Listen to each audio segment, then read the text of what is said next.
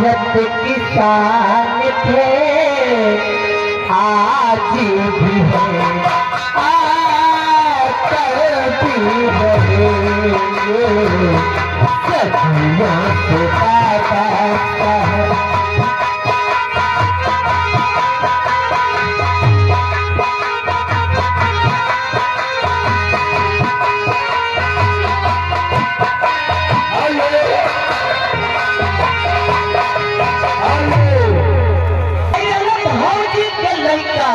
बोलला खाली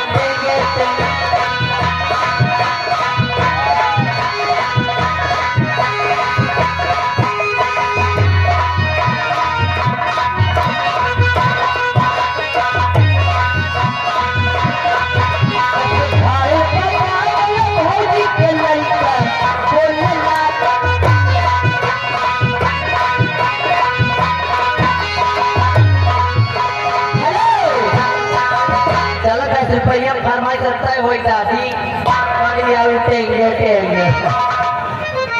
हेलो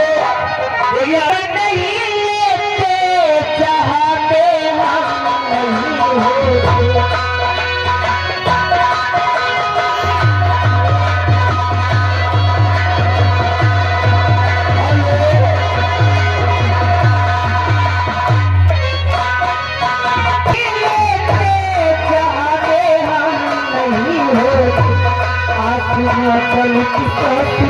आपसे कम नहीं होते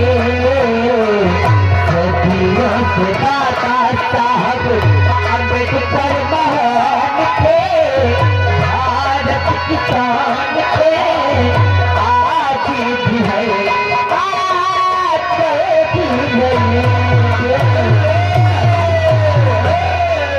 आज भी पानी बहाय हुआ है। ये देखिए आगे सोनू यादव भैया हमारे दुआ के पुरा वाले जी 50 रुपया इनाम दे हैं और पहले बाबा साहब का गाना हो जाए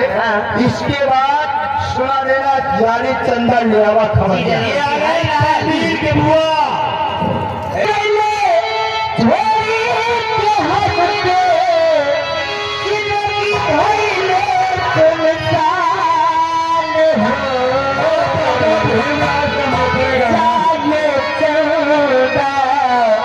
Yeah.